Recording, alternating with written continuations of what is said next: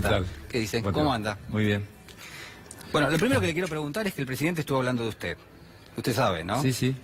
Y lo que ha dicho es que a él le tocan todas las más difíciles, le tocan levantar situaciones irremontables desde el punto de vista financiero. Habló de el gobierno de la ciudad de Buenos Aires, pero también habló de Boca. Y lo que dijo es que usted y Antonio Alegre dejaron un desastre. Bueno, creo que ni hace falta... Bueno, pero haga una respuesta, me parece que es importante. Creo que la inteligencia colectiva y la memoria recuerdan que nosotros tomamos un club en la ruina, absolutamente en la ruina, virtualmente quebrado. La famosa historia del equipo que juega con las camisetas blancas, con los números pintados con marcador, el estadio clausurado, etcétera. Y la verdad que cuando nos fuimos, 10 años después, dejamos un club absolutamente saneado, con bastante plata en los bancos, con bastante plata para cobrar, y además con un equipo que era realmente casi una selección. ¿De qué año estamos hablando ya? Del año 95. 95. Era prácticamente una selección. Jugaba Canija, jugaba Maradona, jugaba Márcico, jugaba Navarro Montoya, jugaba... Dejaron un buen equipo armado. Un muy buen gran equipo. Cuando nosotros empezamos, habían quedado todos libres los jugadores por falta de pago. El único que quedó de los históricos había sido Gatti, y tuvimos que armar un equipo con lo que podíamos, con jugadores libres, con lo que hubiera. Pero además me extraña, o no me extraña, pero yo tengo un recuerdo de Macri, qué sé yo, hace unos cuantos años atrás, por allá por el 2005, en la que habla de mí. Y habla en una nota que le hacen en un canal de televisión, así que está documentado eso, y donde le preguntan por la Asociación del Fútbol Argentino y la posibilidad en aquel momento que se hablaba de cambiar a Julio Grondona. Y él contesta algo así como: te voy a sorprender, le dice a los periodistas que le están haciendo la nota. Alguien que sería un excelente candidato para presidente de la AFA es Heller. Claro, que es un muy buen administrador. El problema que tiene, mirá que me la acuerdo bien, dice que era un cholulo que le gustaba andar con los jugadores, y además les metí ideas raras. Bueno, después vamos a subir las imágenes ahí a la página. Le metí ideas raras, le decía a los jugadores. ¿Sabe cuál era la idea rara, Julián? Lo dice Macri. ¿Usted le metía ideas raras a los jugadores? Claro, porque yo le decía que éramos todos iguales, dice Macri. Y él dice en esa nota, y no es así, los jugadores trabajan y los dirigentes dirigen, y no es cierto lo que Heller le decía a los jugadores. Pero luego los periodistas cuando me interrogan, dicen: pero ¿a vos cómo te cae? Mirá que vos sabés que tenés una rivalidad política y demás, pero te elogió muchísimo, diga que vos sos un gran administrador, así que no sé de dónde le salió esto. Es como la pesada herencia que recibió ahora. Se marcaba esto, es ¿no? como es que tiene razón, es más o menos. Se quería marcar claro, esto. Sí. Le pregunto por el tema financiero. Sí, cómo no. 30.000 millones de dólares la fuga de capitales en los últimos 12 meses. Sí. Si uno toma la gestión del presidente Macri, durante toda la gestión son casi 80.000 millones de dólares que se fugaron. Digo, ¿se sostiene un sistema financiero, se sostiene un país de esta manera? Lo que se fuga no tiene que ver con el sistema financiero específicamente, sí tiene que ver con el endeudamiento. Este es un modelo que la Argentina ya vivió, de un país que se endeuda para financiar la fuga de capitales. No hay ninguna sorpresa. Para que no se produzca esa fuga de capitales, debería haber políticas públicas que lo limiten, que lo restrinjan.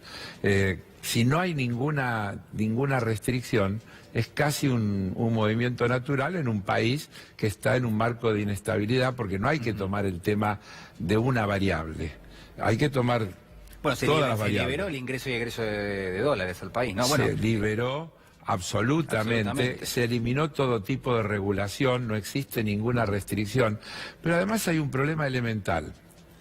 La Argentina no emite dólares, la moneda argentina es el peso. Los exportadores han sido liberados de la obligación de liquidar las divisas provenientes de las exportaciones. Han sido liberados definitivamente, no es que se extendió el plazo. Bueno, alguien podría decirle que en otras partes del mundo eso en general sí, pero en situaciones absolutamente distintas. Porque el problema, ¿cuál es, Julián? Las importaciones hay que pagarlas. Acabamos de conocer, entre el conjunto de datos que se conocieron, que otra vez hemos tenido un importantísimo déficit de balanza comercial. Así que, aunque se hubieran liquidado las exportaciones, no nos hubiera alcanzado para los dólares necesarios para pagar las importaciones. Si no se liquidan las exportaciones, ¿de dónde salen los dólares para pagar lo que se importa? Porque no se pueden pagar en pesos. Sí, de la deuda. Entonces, los señores importadores, en una economía que también facilita y alienta la importación, una locura, en un momento que hay caída del consumo, se facilita la importación, se afecta al mercado interno, se destruye empleo local. Cuando se importa trabajo. Entonces, un país tiene que priorizar importar lo que no produce, importar lo que necesita para mejorar su capacidad productiva, pero no importar las cosas que compiten con lo que se produce localmente. Ahora, volviendo, hay que pagar una importación.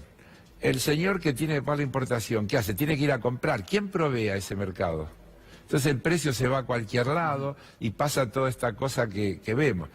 Segundo, el gobierno acepta tener una situación sin ninguna regulación. Es decir, el gobierno se compromete a que no va a poner ninguna regulación a la entrada y salida de divisas. En un país con esa cultura bimonetaria que tienen los argentinos, si no administras una cosa escasa como son los dólares, inevitablemente te va a pasar lo que te está pasando. Carlos, ¿cuál es la realidad del pequeño comercio, la realidad del empresario pyme, la realidad de aquel que hoy necesita algún recurso financiero para poder subsistir y que lo que se ve de frente es que le bajó el consumo, que le subieron las tarifas, que tuvo que de alguna manera comerse la rentabilidad que tenía para poder subsistir y seguir manteniendo los empleos? Digo, ¿cómo funciona eso hoy en la economía real? Así tal cual vos lo acabas de describir, es decir, no sé qué le puedo agregar yo a eso. Lo que pasa es que es una locura, por eso, si hay libertad para importar compitiendo con lo que se produce localmente, si lo que se produce localmente baja la demanda de los consumidores, si la financiación tiene tasas exorbitantes que superan notablemente la tasa de ganancia a la que esos comerciantes o esas pequeñas industrias pueden aspirar, invariablemente el resultado es una ecuación que no cierra. Entonces son empresas que bajan la persiana. Primero despiden a sus trabajadores, achican las dotaciones, suspenden, dan vacaciones. ¿Se puede seguir así? Digamos, se sostienen lo que son los sectores del comercio minorista, los pequeños productores, las industrias en general. A ver, si vos tenés, vamos a decirlo de una manera muy simple, es maltusiano el tema. Vos tenés 10 comercios que venden zapatos.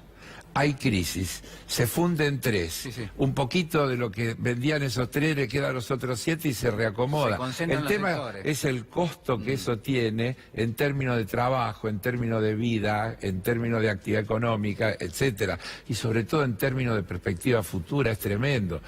Siempre va a haber una recomposición, baja el consumo de lo que quieras, se reagrupa, y algunos subsiste, y el que subsiste tira otra vez. Todos estos días se ha estado hablando de la crisis griega. 8 años de ajuste. Resultado, 1/4 del Producto Bruto menos. Es decir, se achicó un 25%. Se achicó la economía. 20% de desempleo. Deuda récord, 180% en relación del Producto Bruto. ¿Eso es el espejo de Argentina? Porque Argentina está recorriendo el camino que Grecia empezó a recorrer hace 8 años. Carlos, muchísimas gracias. Gracias a vos.